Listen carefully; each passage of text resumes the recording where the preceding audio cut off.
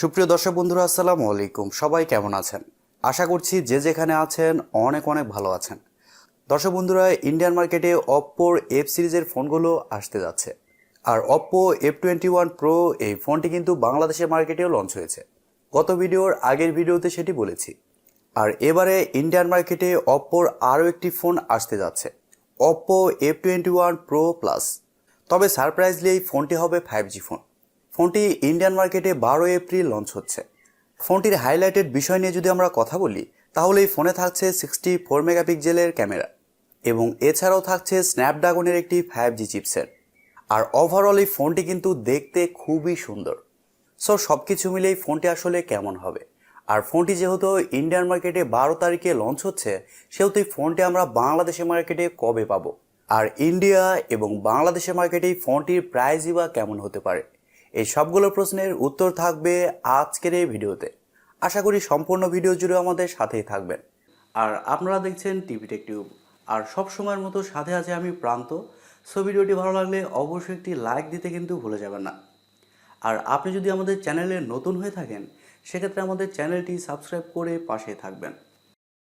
প্রথমে যদি ফোনটির ডিজাইন এবং বিল্ড কোয়ালিটি নিয়ে কথা বলি, তাহলে এই ফোনটির ডিজাইন অপ্পো F21 Pro ওই ফোনটির মতোই, একেবারে সেম টু সেম। আর ব্যাক সাইডে থাকছে 3টি ক্যামেরা, যার 2টি সেন্সর তুলনামূলক বড় এবং একটি সেন্সর তুলনামূলক অনেক ছোট। অপ্পো এই ফোনটিকে যথেষ্ট স্লিম এবং লাইট ওয়েট রাখার চেষ্টা করেছে। ফোনটির থিকনেস করা হয়েছে 7.5 মিলিমিটার এবং ওজন করা হয়েছে 175 গ্রাম। তার মানে বুঝতেই পারছেন এই ফোনটি যথেষ্ট লাইট ওয়েট, যার কারণে এক হাতে এই ফোনটি আপনি খুব ভালোভাবে ব্যবহার করতে পারবেন। আর আরেকটি ভালো ব্যাপার হচ্ছে ফোনটিতে আপনারা সব ধরনের পোর্টস অ্যান্ড বাটনও কিন্তু পেয়ে যাচ্ছেন, যেমন 3.5 millimetre headphone jack, type C slot ইত্যাদি। আর ফোনটিতে 2টি সিম কার্ডের পাশাপাশি একটি মাইক্রো এসডি কার্ড ব্যবহারেরও সুযোগ পাচ্ছেন, যা অবশ্যই ফোনটির একটি ভালো দিক বলবো। এই ফোনে থাকছে IP-X4 ওয়াটার রেসিস্ট্যান্ট, যার কারণে এই ফোনটিতে হালকা পানির ছেটাফোটা কিন্তু ঢুকছে না।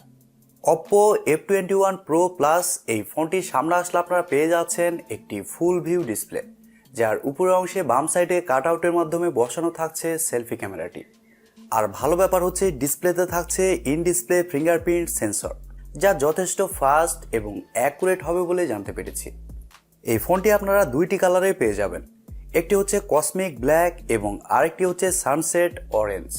সো ওভারঅল সব কিছু মিলিয়ে ফোনটির ডিজাইন এবং বিল্ড কোয়ালিটি আপনাদের কাছে কেমন লেগেছে কমেন্ট করে আপনাদের মূল্যবান মতামত অবশ্যই জানাবেন।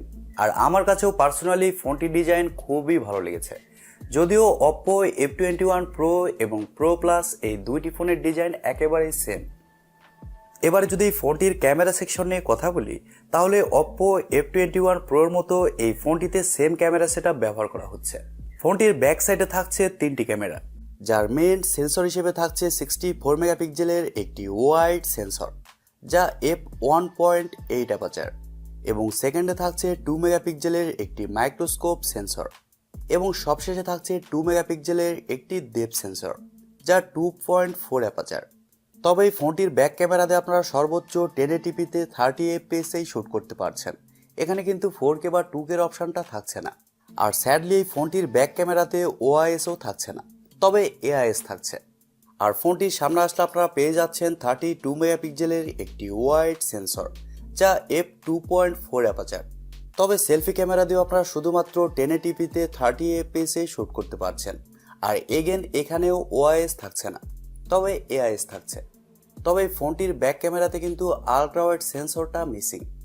তবে আমার মনে হয় এই সময় এসে একটি আলট্রা ওয়াইড সেন্সর অবশ্যই প্রয়োজনীয় ছিল। তবে ফটো কোয়ালিটির কথা বলতে গেলেই ফোনটির ফটো কোয়ালিটি নাকি অনেক বেশি ভালো হবে। এবার আসলে আমাদের দেখার পালা এই ফোনটির ফটো কোয়ালিটি এবং ভিডিও কোয়ালিটি কতটা বেটার হয়। তবে অপ্পোর ফোনের ফটো কোয়ালিটি প্রাইস বিবেচনায় সবসময় কিন্তু ভালোই হয়। ফোনটির ডিসপ্লে সেকশন নিয়ে যদি কথা বলি, তাহলে এই ফোনে থাকছে অপ্পো F21 এর মতোই সেম ডিসপ্লে, 6.43 ইঞ্চির একটি AMOLED প্যানেল। আর এটি একটি ফুল এইচডি প্লাসের ডিসপ্লে, যার রেজুলেশন হিসেবে থাকছে 1080x2400 পিক্সেল এবং আরও থাকছে 409 ppi ডেন্সিটি। আর ডিসপ্লেতে আরও থাকছে 90 হার্টজের রিফ্রেশ রেট, যার কারণে ডিসপ্লের টাচ রেসপন্স মোটামুটি ভালোই হবে। তবে 120 হার্টসের রিফ্রেশ রেট থাকলে আর একটু বেটার হতো আর কি। এই ডিসপ্লের আরেকটি ভালো দিক হচ্ছে এই ডিসপ্লেতে থাকছে 800 নিটস পিক ব্রাইটনেস, যার কারণে আউটডোর ওই ডিসপ্লেতে ব্রাইটনেসের ঘাটতি খুব একটা ফিল করবেন না। আর ফোনটির ডিসপ্লের প্রোটেকশন হিসেবে থাকছে Corning gorilla glass 5। AMOLED panel ব্যবহার করার কারণে ডিসপ্লেতে যে কোনো কন্টেন্ট প্লে করলে শার্পনেসের ঘাটতি খুব একটা ফিল করবেন না। আর ডিসপ্লের কালার কোয়ালিটিও কিন্তু যথেষ্ট ভালো হবে। ওভারঅল অপ্পো এখানে ডিসপ্লে সেকশনে ভালো কাজ করেছে। তবে আবারও বলছি, এখানে যদি 120 হার্টসের রিফ্রেশ রেট ব্যবহার করা হতো তাহলে কিন্তু দারুণ হতো। এবারে যদি ফোনটির সফটওয়্যার এবং পারফরমেন্স নিয়ে কথা বলি, তাহলে এই ফোনে থাকছে অ্যান্ড্রয়েড 11, যার ব্যাকএন্ডে থাকছে কালারওয়েস 12.1। আর ফোনটিতে চিপসেট হিসেবে থাকছে Qualcomm Snapdragon 695, যা একটি 5G চিপসেট। আর এই চিপসেটটি 6 ন্যানোমিটার আর্কিটেকচারে তৈরি করা একটি অক্টা-কোর প্রসেসর এবং জিপিইউ হিসেবে থাকছে Adreno 619। Qualcomm Snapdragon 695 এই চিপসেটটা কিন্তু যথেষ্ট পাওয়ারফুল। আর রিসেন্ট অনেকগুলো ফোনেই কিন্তু এই চিপসেটটি ব্যবহার করা হয়েছে। এই চিপসেটটি থাকার কারণে যে কোনো হাই লেভেলের গেমস মিডিয়াম টু হাই সেটিংসে আপনারা খুব ভালোভাবে খেলতে পারবেন।